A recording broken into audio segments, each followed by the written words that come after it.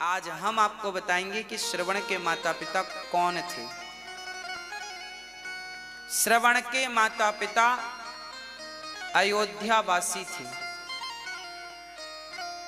श्रवण के जो पिता थे ये एक साहूकार थे, सेठ। ब्याज से पैसे देते थे, किराने की दुकान थी। इनके घर पर एक महिला झाड़ू पोंछा करने आती थी। झाड़ू पोंछा बर्तन, घटना अयोध्या की है। ये श्रवण के माता पिता हैं, जरा बहुत ध्यान से सुनिएगा। एक सेठ जी थे। सेठ जी के यहाँ एक स्त्री आती थी झाड़ू पोंछा करने, तो सेठ जी उस स्त्री को देखते रहते थे और वो स्त्री भी सेठ को देखती थी। दोनों एक दूसरे को देखी और दोनों में प्यार व्यार हो गया और दोनों जन रहने लगे साथ में। तो जो उस काम वाली बाई का जो पति था उसे पता चला कि मेरी पत्नी फलाने सेठ के साथ रहने लग गई है, उसके संग ज्यादा समय व्यतीत करने लगी है और मेरी पत्नी अब संबंध भी उससे बनाती है। तो ये व्यक्ति अयोध्या के राजा के पास गए। उस समय अयोध्या के राजा दशरथ जी के पिता हुआ करते थे। आज है ना, उनके पास ये बात पहुंची। उनके पास जब बात पहुंची तो उन्होंने बुलाया, सेठ को बुलाया और बाई को बुलाया, यहां आओ। राजा ने कहा क्यों, तुम इसके साथ रहती हो? सेठ से कहा तुम इसको गलत निगाहों से देखते हो। अब वो सेठ डर गया, वो बाई भी डर गई। हाँ महाराज, हमसे गलती हो गई, ये बड़ी सुंदर है, हमारा मन चला गया। अब वो काम वाली बाई का पति बोला, देखो महाराज, मेरी पत्नी को फलाने व्यक्ति ने, सेठ ने अपना लिया। अब मेरे बच्चे हैं छोटे छोटे, मेरा तो घर बर्बाद हो गया। जब इनका अपराध इन्होंने स्वीकार कर लिया तब राजा ने दंड दिया। अब बताओ ऐसों को क्या दंड मिलना चाहिए? तब राजा ने आज्ञा दी कि इन दोनों ने ये गलती इसलिए की है क्योंकि इन दोनों ने एक दूसरे को देखा है, इसलिए दोनों की आंख फोड़ दी जाए, यही इनका दंड है।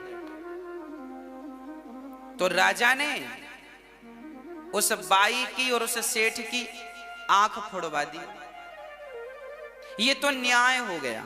क्या हो गया? ये न्याय। और उसके काम वाली के पति ने कहा अब मैं इस महिला को, इस स्त्री को पत्नी के रूप में स्वीकार नहीं करूंगा। वो तो चला गया। अब राजा ने विचार किया कि यदि ये दोनों हमारे राज्य में रहेंगे तो इनको देखकर कल किसी और की निगाहें ना बिगड़ जाए।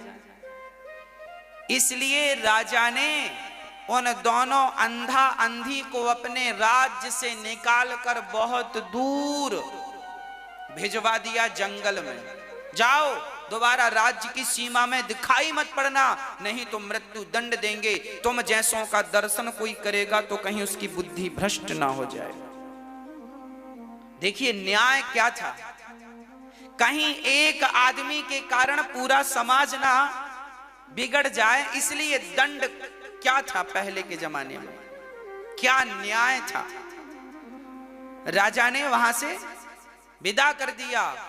अब वो दोनों जंगल में रहने लगे, एक कुटिया बनाकर सरयू नदी के तट पर। चूंकि सरयू घाघरा के नाम से जानी जाती है, पहले तो जंगल में से वो नदी बह रही थी, वहां रहने लगे। अब सेठ और ये बाई दोनों का मन शुद्ध हो गया। इन्हें बड़ा पश्चाताप हुआ कि राम राम, हमने कितना बड़ा अपराध किया। इन्हें अपनी गलती समझ आई और दोनों अब पति पत्नी की तरह रहने लगे और भगवान में मन लगा लिया। और जब भगवान में मन लगाया, निष्काम भाव से जब भगवान की भक्ति की, तो भगवान की भक्ति के बल पर भगवान ने इनके अपराध को माफ कर दिया और इनके द्वारा, वो सेठ के द्वारा वो बाई गर्भवती हो गई और उसके गर्भ से एक बालक पैदा हुआ जिसको आप और हम श्रवण कहते हैं। श्रवण कहते हैं।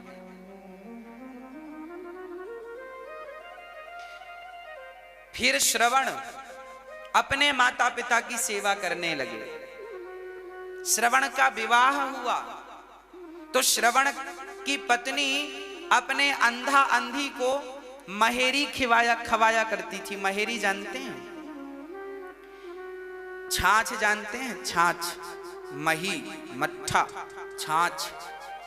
छाछ में चावल डाल दो, थोड़ा सा नमक डाल दो और उसे पका करके खा लो, उसे महेरी बोलते हैं।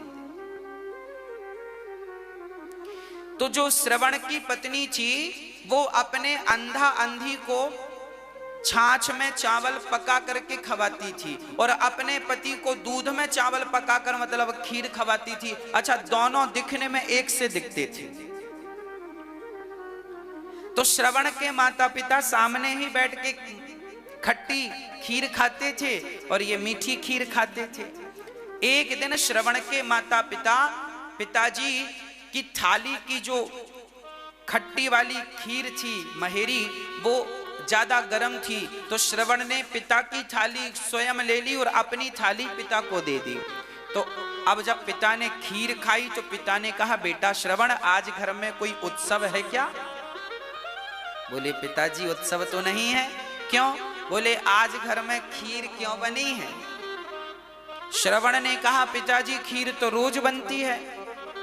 ना बेटा, मैं तो आज पहली बार खीर खाया हूं। अब श्रवण ने पिता की थाली जब उठाकर चेहवा पे रखी तो खट्टी थी, दिखने में सेम थी एक सी, पर स्वाद में अंतर, एक खट्टी एक मीठी। तब श्रवण अपनी पत्नी के पास गया तो उसने एक ऐसा घड़ा, ऐसा बर्तन बनवाया था कि जिसका मुंह तो एक था पर पेट दो थे।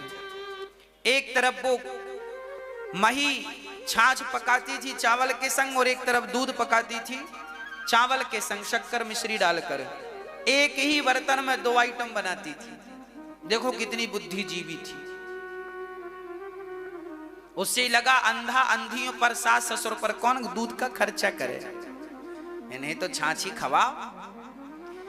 पर श्रवण ने कहा कि जब मेरे माता पिता के संग मेरी पत्नी भेद करती है, जो मेरे माता पिता की सेवा नहीं कर सकती, मैं उसके पास क्या रहूं?